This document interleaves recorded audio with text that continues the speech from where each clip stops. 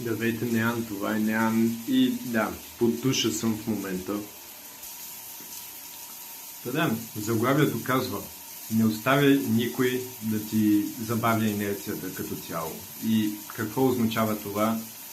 В общи линии, ако знаеш, че това, което правиш е правилно като цяло и виждаш някакъв прогрес и нали, се движиш в правилната посока, звучи глупаво да се откажеш, когато си супер близо до това да успееш. Нали? И това нали, не важи само в бизнеса, в работата, в връзките. Това важи за всичко като цяло. Нали? Да си постоянен и да се развиваш, да се движиш нагоре, да се подобряваш. Ето, например, аз целият ми живот просто съм имал някаква много добра идея, нали? Започвал съм да я развивам и изведнъж спирам, нали? И си губя инерцията като цяло. И просто нали, минава супер дълго време и тази идея, нали, която е била супер добрата идея като цяло, просто си губи смисъла, нали? Защото всичко си има давност като цяло и това е много важно.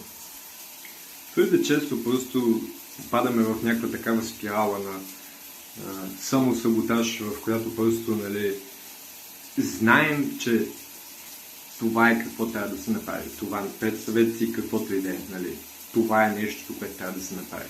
Знаем, че нали, така ще постигнем успех като цяло. Нали. Знаем, че това е правилната постъпка.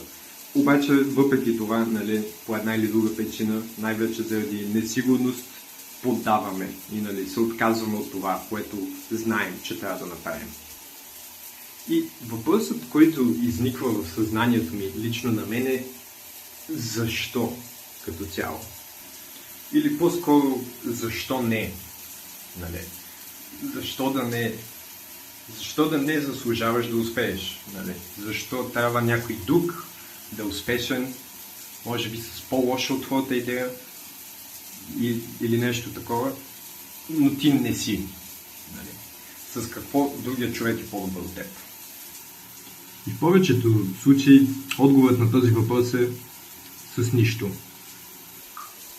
Така че да, не си губете инерцията, не се отказвайте, не дейте да се самосаботирате, направете това, което трябва да се направи. Това беше Нян, ще се видим.